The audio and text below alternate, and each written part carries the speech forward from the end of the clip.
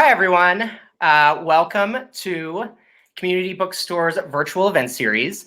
My name is Hal Levinka, and I'm the event director here at the bookstore. And I'm so pleased today to be joined by Francesca Wade, here to discuss her fantastic new book, Square Haunting: 5 Writers in London Between the Wars, in conversation with Ruth Franklin. We're especially happy to be able to reach you all in the comforts of your homes now.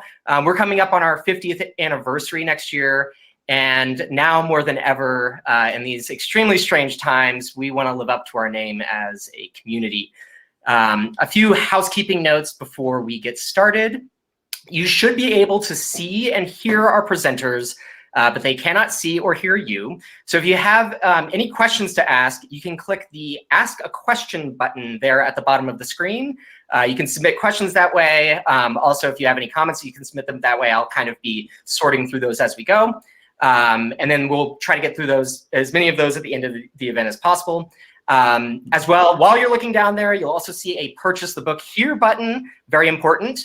It will navigate you to purchase a copy of Square Haunting through our bookstore website. We really thank you in advance for any of those purchases. And so a caveat before we get started, things have already launched better than our first event. We went live on time. But we're really at the mercy of home internet connections and server loads. So please bear with any technical issues that might arise during the program. We'll try to handle those as quickly as possible. And finally, we're adding more virtual programming every week. And there's a link to sign up for our newsletter. If you click on the title of this event, it'll take you to the event page. And I've thrown that link in there. So you can sign up that way to keep in touch. One that I do want to mention is we'll be hosting the Norwegian author Jon Fosse for a rare appearance in conversation with translator Damien Searles and the critic Dustin Illingworth on Saturday, May 9th at 2 p.m. Eastern Time. You can register for that program by navigating to our store profile, which is up here at the top. Just click our name. Okay, so a little about our participants tonight, and then we'll just get started.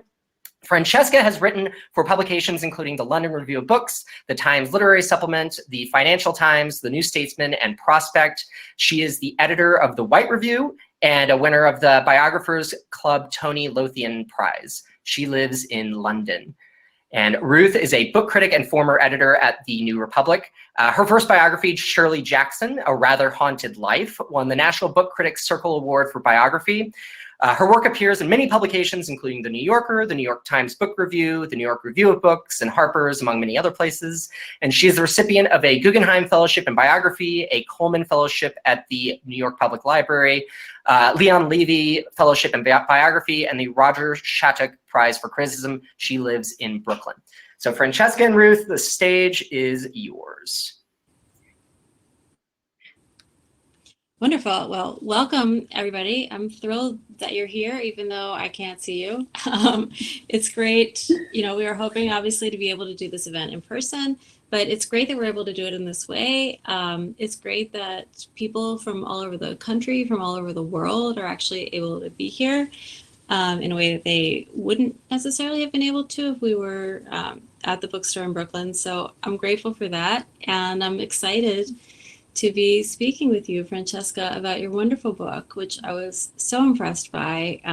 It's a group biography. I hope you'll say a little bit about it in a moment, but I'll just introduce it by saying it's a group biography. And, to be honest, before I read your book, I had always kind of felt that there was a stigma around the concept of group biography. At least in the publishing world, because it seems that, often there's kind of a perception that if you write a group biography, that sort of implies that the figures who you're writing about don't really merit a full biography on their own. And part of what I was so impressed by and convinced by in your book was that group biography might be a form particularly appropriate for writing women's lives. Because as you show so beautifully here, not only is there such a dearth of information about women's intellectual history, but the way that women intellectuals live and have always tended to live is in community, in conversation with each other, drawing on each other. As Virginia Woolf so famously said, we think back through our mothers. And part of what I was thinking about as I read your book was, first of all, how little there is in terms of books that actually focus on women's intellectual history. How little we actually know of our own intellectual history, but also how important those connections are, and the fact that we simply, we don't live and we don't think in vacuums. Woolf talks about In a Room of One's Own, a book that you cite often and that is going to be in the background of anybody's mind reading this. Woolf talks about the accumulation of unrecorded life as defining of women's intellectual history and kind of the lack thereof. So, with that as vague and open-ended preamble, I wonder if you want to just say a little bit about your book, the way it's structured, and the particular figures that you chose before we kind of jump into things on a more specific level. Yeah. Hi, everyone. Thank you so much to Community and to Ruth for such a nice introduction. It's such a pleasure to be here talking to you. And yeah, it's strange to finally have the book out in the world, because it's been about 5 years in the making. It's, as you say, a group biography. And I mean, really, the premise for this biography, I guess, started out with a coincidence, which is that I discovered that Mecklenburgh Square in Bloomsbury, kind of in the heart of London, in the years between the wars, had attracted a surprisingly, to me, large number of women writers who had all lived there. I guess I first came to discover the square through the poet Hilda Doolittle, who I had studied at university. I'd been particularly fascinated by her poetry and her kind of interrogations of female figures from Greek mythology, who she had kind of written back into the record. And when I discovered that she had lived in the same place that in the Second World War had been Virginia Woolf's last London home, I kind of started to wonder what had drawn these people to this place, and whether it would be possible to kind of tell a story of a place and of a time and of a period, as you say, of kind of intellectual history through lives that were lived in a specific way. And when I looked further into the square, I discovered the three other subjects of the book. The detective writer Dorothy Sayers, who came to the square in her 20s, in fact moved into the very room that 3 years earlier HD had left. The Cambridge classicist Jane Harrison, who came to the square in her 70s, and for her it was a big change. She was leaving the university where she'd been working for decades and where she'd written most of her kind of formative books, and she had decided to give up that life entirely and kind of start afresh in her 70s as a translator of Russian folklore. And the last character I came across, who was the one I had known least about before I started writing the book, and probably would be the least familiar name to most readers, is the economic historian Eileen Power, who, of all of the women, spent the longest time in the square. She came there after a round-the-world tour to take a job at the London School of Economics, and her time in the square really covered the kind of latter part of the 20s and the 1930s, and forms the backdrop, I guess, to the kind of rise of fascism and the movement towards the Second World War, which broke out in the very week that Virginia Woolf moved in. So all of them lived, so that was the sort of starting point, that I just knew that they'd all lived there, all for different amounts of time. Some only lived there for a year, some lived there, Eileen Power lived there for 20 years. And I guess I wanted to see what would happen if you put those lives next to each other, and whether there was anything that would draw them together beyond the fact that they had happened to live in this same place. Yeah, I think that's such a fascinating idea. It's a fascinating conception as the structure for a book like this. To organize it literally around a geographical location, which I think I've ever seen anybody do before. But I think it's also important to point out that that's not in any way a random choice. Because so much of these women's stories actually, it turns out, to revolve around their domestic arrangements. And so it's, the place that they chose to live is in fact not at all coincidental to their lives. It's incredibly meaningful. And so much of the stories that you tell revolve around these women's attempts to either find or create a partnership that would allow them to do their intellectual work. Can you talk a little bit about your decision to kind of spotlight that in the book? Well, I guess once I'd come up with the idea of telling a story of these women's lives through the houses they lived in and the place and area they lived, I guess I began to think a lot more about that idea of home and domestic space and what it would mean to tell women's stories through that. And I suppose, as Woolf says over and over in A Room of One's Own, the home, for women has generally been through history has been a place of confinement and that's very much associated with specific roles and forms of femininity. And when she calls in A Room of One's Own for women to sort of change the way they live and to take possession of that metaphorical or possibly literal room, I guess what she is calling for is for women to find a way of arranging their lives around work and around fulfilling their ambitions, and thinking about the way that a home or a living space or a conception of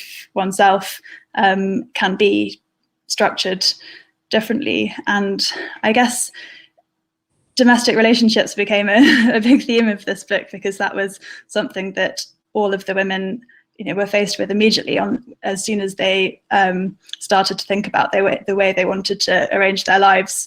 They were all committed, I think, to this idea that they wanted their home to be a place of work and a place where new forms of living and working could happen. And I suppose, this question of partnership became a really interesting one. Another good thing about writing a group biography is, I guess, that you can trace different people grappling with the same questions and coming to different answers, and not all finding solutions, but often asking very much the same questions. And I think Dorothy Say is someone who, I think, during the year that she spent in the Square in a sort of turbulent relationship with an older writer who didn't think much of the writing that she was doing. She was working on a detective novel, and he was a sort of failed imagist poet who had a few years earlier weirdly had a sort of thwarted relationship with HD and written a furious novel about how she had rejected him. And what an interesting character he is, by the way. he kept coming up. Yeah. He's managed to write insulting novels about two of the subjects of this book, which yes, I think when I realized that intellectual women's lives, can be connected not only by their research interests, but by shared experiences with terrible men. But Dorothy Sayers had this difficult year in this relationship when she was really trying to find her voice as a writer, working on her first book and living on her own in this boarding house in Bloomsbury, just feeling excited and exhilarated by the prospect of arranging her own life around what she wanted to do. But being with someone who didn't think much of her work, I think really kind of ground her down through this year. And it wasn't until a few years later that when she had a degree of success, that in fact she wrote this former partner a really incredible series of letters, kind of explaining in no uncertain terms how difficult he had made life for her at a time when she was trying to work out who she was and to establish herself. She never really in her own life, I think, managed to find the kind of partnership she wanted. In these letters, she sets out to him, how the ideal partnership for her was not one where the woman would compromise her own interests in favor of someone else's and subsume her own writing to his, as he had implied she should do, but a partnership of true equals where interests would be shared.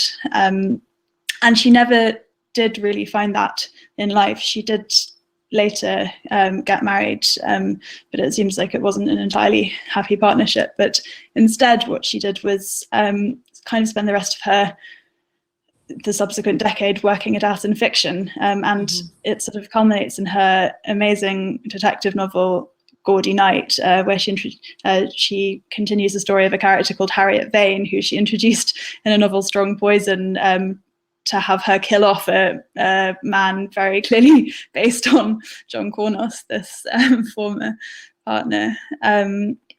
And Sayers wrote that she had actually created the character of Harriet Vane as a kind of love interest because she'd actually got bored of writing detective novels. She had this long-running series with the detective hero Lord Peter Wimsey, who she invented while she was living in the Square. But after several books, she was starting to feel that the form wasn't offering her the chance to write about the sort of questions that she was getting interested in. And instead, she decided that she would create a nice woman for Peter to marry and sort of send him off in a happily ever after. But as soon as she created this character, Harriet Vane, who she based very much on herself, she realized that it would be I think she said it would be altogether false and degrading to just let this woman kind of go off and marry this hero who in fact has saved her life. And so she kind of is in debt to him, and she says, well, this is no way for a relationship to begin. Yeah. So instead she sort of wrote through fiction a way for Harriet to kind of work out that very question that had been occupying Sayers since her year in Mecklenburgh Square, how, as she puts it, how women cursed with both hearts and brains could find fulfillment, both intellectual and emotional, and find a way to pursue and succeed at their work, and yet to also find kind of domestic happiness, which John Cornos, the partner, had sort of hinted that he thought Sayers was hypocritical because in some ways she wanted to be, modern and independent, and yet she clearly sort of also wanted to get married and have children. And he said that that was hypocritical of her. But I think that was something that I guess a lot of women, and still are, Indeed, trying to work out. It's an abiding theme of many women. What's one of the things that's so interesting about your book is the different ways in which you show women, not to use the phrase having it all, but negotiating different ways to have partnerships and yet to manage to do their intellectual work. And you quote this wonderful line by H.D. where she says, "Real freedom entailed the ability to live on one's own terms," which I think, could be a motto for any of these women. You've told the story of Sayers, which is probably the saddest story in the book, I think, sort of the least satisfying, the one who wasn't able to find at any point what she was looking for.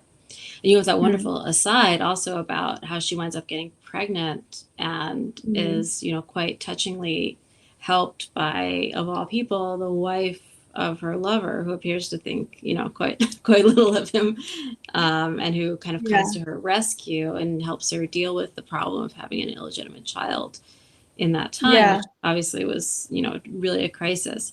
But what part of the story of your book is in many ways the story of these extraordinary partnerships. HD's relationship with a woman, Briar, who kind of took care of all of her day-to-day stuff, of her child, and enabled her to do her creative work. Jane Ellen Harrison's partnership also with a younger woman who played that role for her.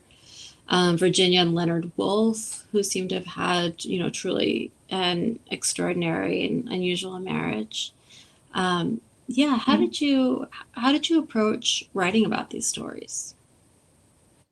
I guess each on sort of different terms, and I suppose in a way writing about so many different lives and researching them sort of separately, but with the other stories kind of in my mind, meant that the kind of connections between the stories, I guess, came out for me anyway with much more resonance than if you were looking at someone on their own. There was an amazing moment, I think, when I was researching Eileen Power, who actually is someone who through her life kind of resisted marriage. In fact, like Jane Harrison, who always insisted that she thought it was just impossible to get married and to be a scholar. Eileen Power there are some amazing letters in her archive from when she's just left university to writing to her best friend, sort of complaining at the way that all of their friends who had all these ambitions and ideas while they were studying together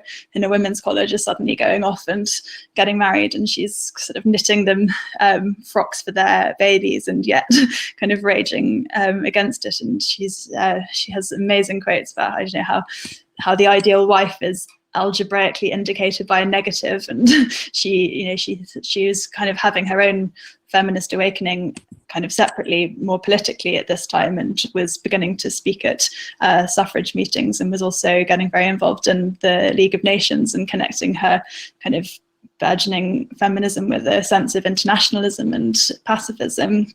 But much later in her life, Eileen Power, once she was kind of fully established, did in fact marry a man called Michael Poston, who had been in fact her research assistant, and their sort of romance was there aren't that many heartening heterosexual relationships in the book, but this one really was, to see the way that they negotiated exactly these questions that Sayers was working out in her fiction, but Power and Poston were working it out in real life. And when eventually they announced their marriage to a friend of theirs, their friend raised a toast to Lord Peter Wimsey and Harriet Vane, which I thought was, having sort of spent all this time researching or thinking about Sayers and how she had managed to create what she saw as the ideal relationship in fiction, I can't really think of a higher compliment. You must have found that Power. very vindicating. Yeah. Talk to me a little bit about the research process. I mean, you mentioned that the book was 5 years in the making. As a biographer, reading between the lines, I noticed you mentioned that two of your subjects, Harrison and Power, both destroyed their own personal papers. I can only imagine how frustrating that must have been for you. What other challenges? What other challenges did you run into? Well, the way? I guess they all presented different challenges. I mean, one overarching challenge, once I decided on the 5 figures, was the fact that, I mean, how do you write about someone like Virginia Woolf, who is so well known and also who has documented their life in such exhaustive detail? I mean, for Woolf, I was just looking at 1 year in her life, 1939 to 40, but the sources you have for that are so rich. I mean, you have her diaries and her letters from which you can piece together what she was doing almost every day. But of course, they're still, documents that can't always be taken entirely at face value. And yet for someone like Eileen Power, after she died, her sisters burnt most of her personal papers. So I have quite a lot of personal material from earlier in her life when she was sort of just during her time at Cambridge, and then she spent a year in Paris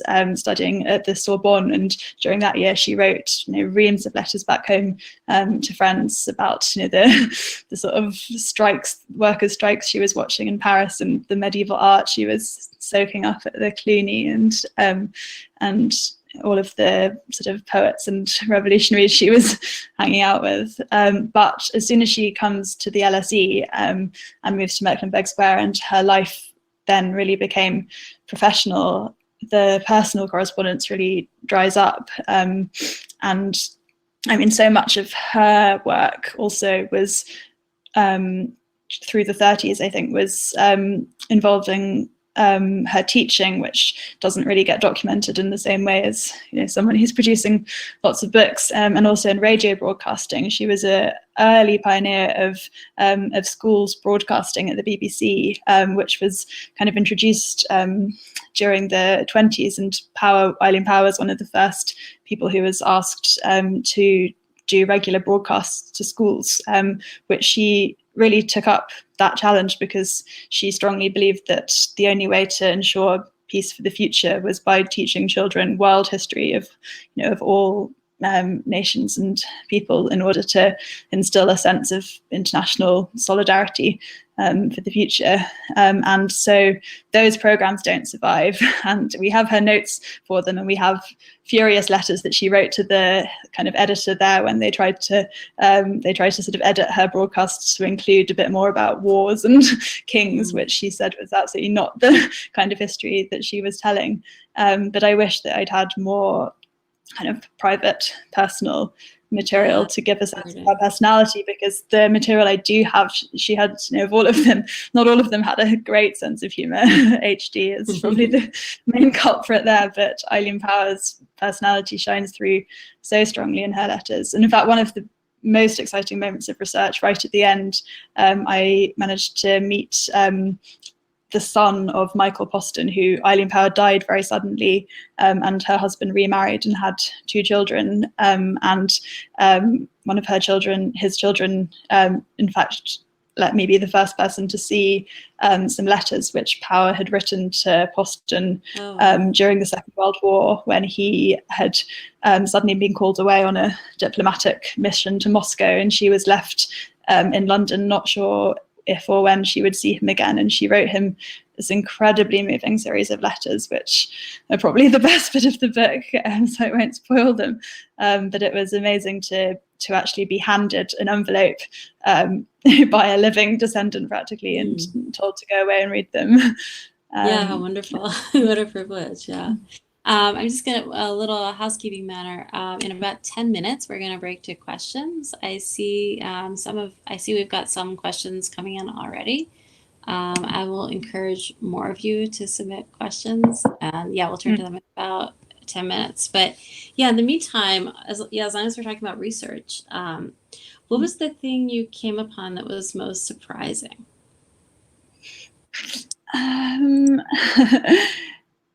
I guess, well, I've already talked a little bit about the fact that 2 of them had a relationship with the same man who managed to write these. Yeah, he didn't seem very appealing either. No, he doesn't seem appealing at all. I mean, interestingly, actually going back to the question about sort of research and piecing together stories from evidence, that was something that was particularly difficult with HD, who was someone who kind of mythologized herself and wrote her life over and over again. And other people, including this man, John Cornos, wrote about her as well. And I suppose the main kind of fascination but challenge in that chapter is kind of sifting through those different sorts of evidence. I mean, HD, after she left Mecklenburgh Square, she'd had this pretty traumatic time there where her husband, Richard Aldington, was away fighting at the front. And when he came back to the house, he was having an affair with a woman called Arabella York, who lived upstairs. And so HD lived in this sort of strange situation where she felt that, she wasn't fully herself, and she was trying to write, and yet was fully distracted by all these kind of comings and goings in the place that was meant to be her private sanctuary. And then D.H. Lawrence and his wife came to stay and kind of caused havoc and kept wanting to play charades. And she ended up leaving the square and very quickly becoming pregnant by this man, Cecil Gray, who was a friend of D.H. Lawrence's and who then promptly abandoned her. And it was at this point, as you mentioned, that she met Briar, who kind of stepped in and really saved her life and helped her bring up her daughter Perdita, and in a way that would enable HD to continue writing. But from the point that she left Mecklenburgh Square, HD began to write about that period in a series of novels which she worked on through the 20s, always kind of changing the events, transposing the action to different settings. One set in a Roman army camp. There are versions of the story which really center on the protagonist's pain at her husband's adultery. There are other versions where the breakdown of her marriage is hardly mentioned, and that relationship is a kind of interlude between 2 complex relationships with other women. And in 1933, HD was suffering from a period of intense writer's block, and and went to consult Sigmund Freud, and he told her that he thought that the key to overcoming this was to return to that period in Mecklenburgh Square, which he thought she hadn't fully processed, and which sort of held the key to her kind of rediscovering her voice as a writer. And so she did return to that novel, and she wrote another version, which became the only version of that story to be published in her lifetime. But this version focused on a episode that hadn't appeared in any of the other versions, and focused on a character who was very clearly based on D.H. Lawrence. And this, I think, at the time when the book was published, caused a lot of consternation. People took it literally, as they tend to take autobiographical writing, and assumed, made assumptions that H.G. must be the model for Lady Chatterley, or that Lawrence must be the father of her child. And I mean, I guess the challenge as a biographer is to work out what you do with so many versions of the same story. Exactly. And compare. How can we read fiction? On the one hand, it seems obviously wrong, to assume that fiction has no connection with the author's life, but at the same time, we want to avoid the kind of literal reading that you were just chuckling at. So how do you negotiate that as a biographer? And what do you, when you have, Richard Aldington claimed that he had burnt a suitcase of letters from him and from Lawrence to H.D. and from her to them from this time, which would have, provided another whole perspective on this. And then there are novels which D.H. Lawrence wrote a novel, Aaron's Rod, which has a chapter focused on this kind of menage at the square. And then John Cornos wrote his version. How fascinating. This must be one of the best documented relationships in literary history. Yeah, it sort of is. And yet there are so many sort of mysteries and unanswered questions. And sifting through it, I guess I realized there was no way that you are going to work out the truth of exactly what happened and who said what when. But I suppose what I became increasingly fascinated by was what this novel Bid Me to Live kind of showed about the way H.D. was feeling about herself as an artist. And I guess I came to think that what she says about D.H. Lawrence in this novel is not a sort of revelation of affair or anything like that. It's a real exploration of this very question that in fact occupied Sayers and Power and all of the women in this book: how to live as a woman and as a writer, and how to be taken seriously, and how to find a way of living where you can live on your own terms, or as she puts it, how to live in two dimensions, to be free, to write unencumbered by expectations of how women should write. And this novel was written also in tandem with this project that H.D. had been working on through her life of recovering the voices of women from Greek mythology. And the same year that Bid Me to Live was published, she published this incredible epic poem, Helen in Egypt, which gives voice to Helen of Troy, not as the sort of adulteress who caused the Trojan War and caused millions of deaths, but as a woman who has kind of been confined into a legend that isn't her own story, and has been silenced and not been allowed to really discover who she might be if she were allowed to be whole. And so the epic poem is a sort of process for Helen of discovering herself and of kind of coming to write. And I think that idea very much ties in with Woolf's writing in a room of one's own, encouraging women to write their own stories and to write other women's stories, and very much also connects, of course, with Jane Harrison's ongoing project to recover kind of matriarchal histories of ancient Greek religion, which had been written out of the record. Yeah, she's a moment of consonance between our books in a kind of an unlikely way. But yeah, it was I was thrilled to see that you explored her life in your book, because I had been fascinated by her ever since being introduced to her by my research on Stanley Edgar Hyman, Shirley Jackson's husband, who taught a course that was basically based around her work in Greek tracing the origins of Greek mythology and ritual. She has this wonderful line that you quote, the women were possessed, magical, and dangerous to handle, which kind of sums it all up. I see the questions are starting to stack up, and in a minute I'm going to look at them, but just before we do, a couple of times in the book you approach the idea of androgyny. Woolf has this line that a great mind is androgynous, and Harrison also kind of leans towards a depiction of this ancient god as neither male nor female. It seems like Sayers is also kind of trending towards androgyny at different points. And I just wondered how you read this, if this is kind of an extension of how they understood their femininity, or is it something that might be different?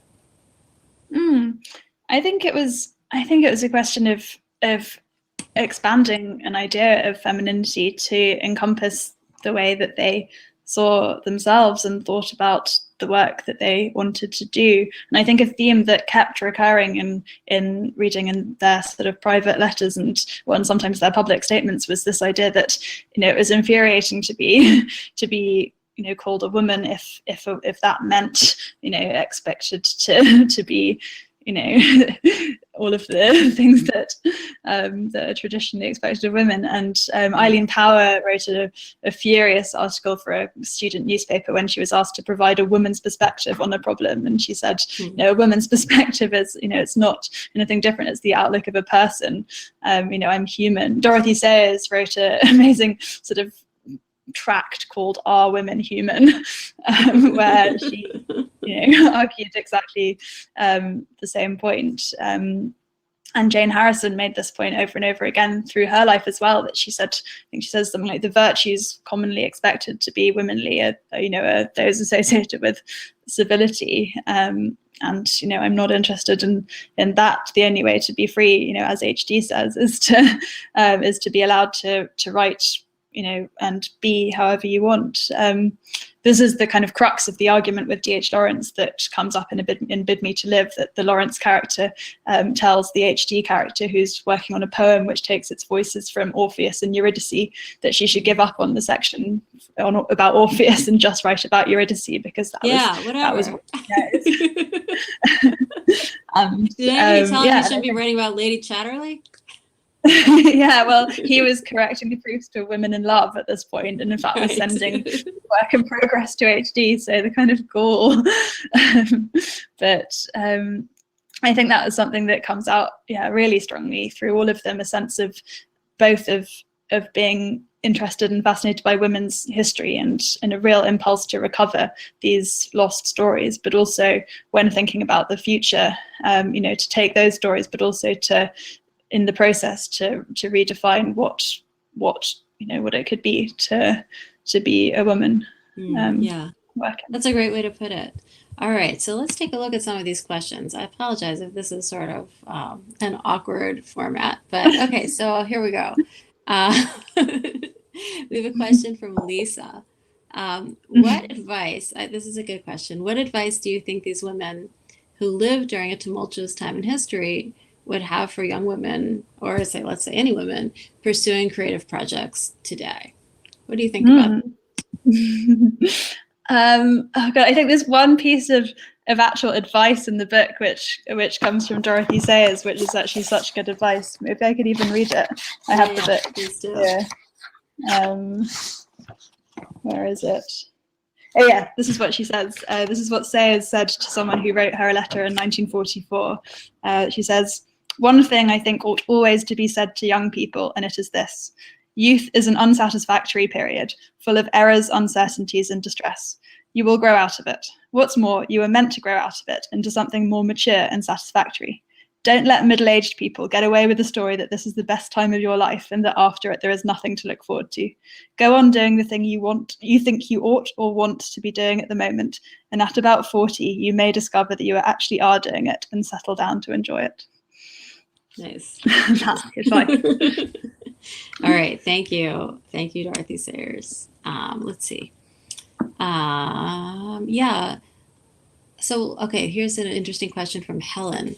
London itself is a major character in your book. I agree with this. the way these women escape to and from London is intimately related to their work. Can you talk a little more about the sense of place in square haunting and the material history of Mecklenburgh Square itself? Yeah, Oh, and well, you know I what? guess I'll just add, there's another question that works very well as kind of a companion to this one. Kylie wants to know, how did you go about researching the city itself, and did you take any particular physical journeys to help you convey a sense of place in your writing? lots of walking around Mecklenburgh Square. Yeah, I mean, London, I guess I sort of start out the book with Woolf on London, actually, because for Virginia Woolf, London was such an important source, I guess, of creativity and ideas. And she always, in her autobiographical writing, looked back to this move she made across London in 1904 after the death of her parents from her family home in Kensington, which she'd always associated with, needing to conform to expectations and with, dark, old-fashioned Victorian furnishings and, and Victorian kind of morals and ideas, to this new home in Bloomsbury, where she moved with her siblings, where they agreed they were going to, do away with set meal times and and conventions, although not with servants, notably. And that's where she started to write. And I think for her, the way she writes about London so kind of lovingly through her life, about walking through the streets, looking up into lighted window. This is partly where the title Square Haunting comes from, Woolf's essay Street Haunting, which is an amazing sort of evocation of the exhilaration to be found in walking kind of freely around a city and looking up into people's rooms and houses and wondering about all these lives being lived in parallel. And I guess it's a kind of metaphor for for reading or for writing fiction or history or biography, and setting yourself in a huge crowd of people, past and present, and sort of taking ownership of that history, which Woolf writes a lot about how London has been kind of exclusive to women, and how the statues in the city tend to be these great men of empire famed for their big public deeds. And she's fascinated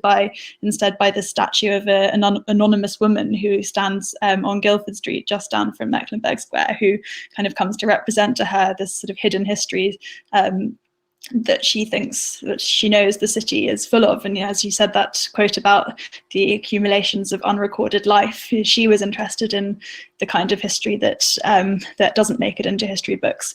And in fact, this is a tangent, but this is something that really connects Woolf with Jane Harrison and Eileen Power. And during the last year of her life, when she was living in the square, Woolf was working on what would have been an amazing project, a kind of history of England told through the character of Anon. And during that year, she reread Jane Harrison and Eileen Power's books, which both kind of write women back into history. Harrison through these kind of forgotten Greek kind of matriarchs, goddesses, and Power through her book Medieval People, which focuses on working class voices and on women and the sort of private lives of ordinary people, who she thinks is no less the material of history than public deeds of great men. And so I think for Woolf, this is very much an idea of a different sort of London.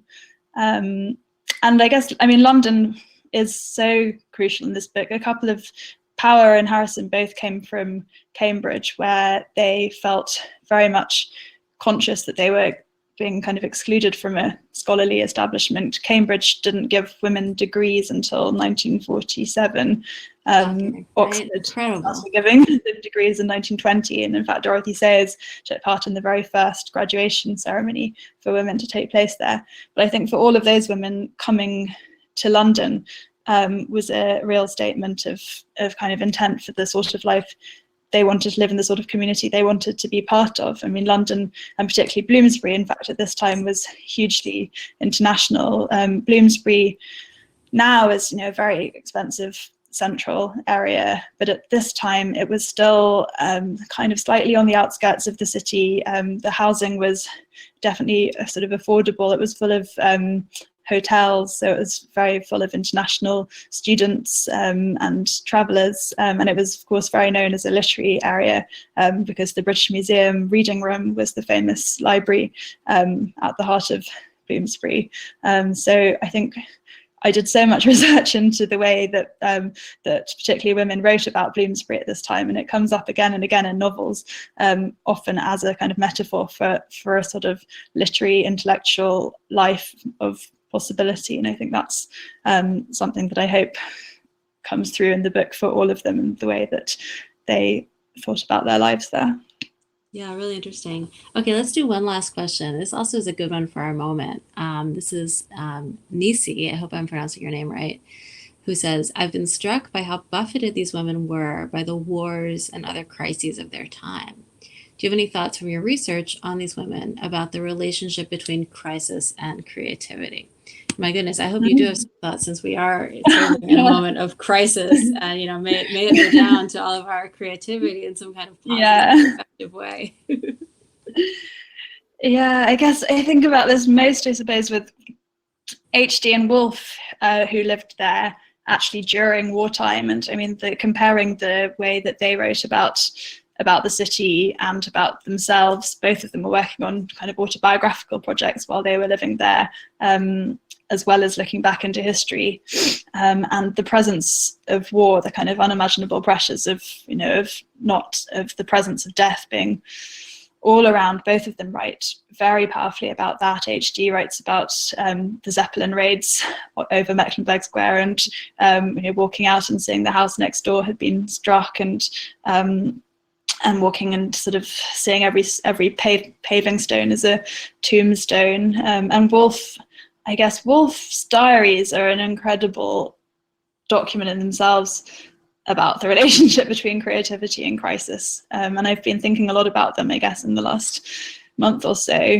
Her diaries from 1940 kind of conjure so much of something that I think we are probably going through now, of the sense of, there are entries of absolute terror juxtaposed with entries of total mundanity, and I think it really shows how it's impossible, I guess, to live at that level of fever pitch always, and for her that year was very much about trying to go on, whilst also she and Leonard Woolf knew that their names were on a Nazi blacklist, and if there was an invasion they had agreed that they would commit suicide together, and the sort of intensity of that kind of conversation. But then they've still got to keep their publishing house going. Woolf threw herself in this year into so many projects. I think this year is often seen in Woolf's life as very much just the year leading up to her suicide, and with hindsight we know that it would be the last year of her life. But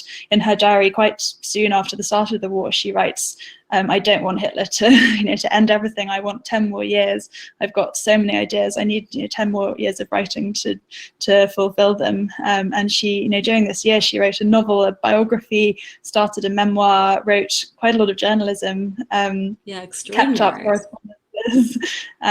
Joined the WI, took part in all sorts of amateur dramatics and Labour Party meetings, and I think I would recommend reading her diaries, in full, but during the war years. It's an amazing and sort of intimate document into someone who is working out how to think through crisis, and also at a real juncture, I think, in their own creativity. That's a great suggestion. Yeah, may we all be as productive as Woolf was at a crisis. I think she's a hard example to live up to, but it's good to set the bar high, right? Well, I'm not entirely certain how we are supposed to end this event. Oh yes, here's Hal to help us do that. Well, first, I just want to thank you guys so much, Francesca and Ruth, for doing this program with us. This was totally delightful. We're just going to keep doing some of these virtual events. They have been so much fun. They're such a good light portion of our week. I also want to urge everyone, if you like what you hear, please click on the purchase the book here button, wherever I am on your screen pointing. We're fulfilling all of those. Yeah, it's right below you. We're fulfilling all of those direct to home, so we are just shipping them right away. and follow us more for more virtual events. You know, I mentioned we have Jan Fossa coming up on May 9th. We're also going to be continuing a series that we're doing with NYRB Classics. I think the next one up that we're going to pursue is an event with Gary Indiana and Edwin Frank about Curzio Malaparte. That will be going up soon, so again, please watch us. But again, thank you guys so much. Thank you so much. Thank you, Ruth. That was so nice to talk to you. Yeah, wonderful. All right, good night, everybody. Stay safe. Take care.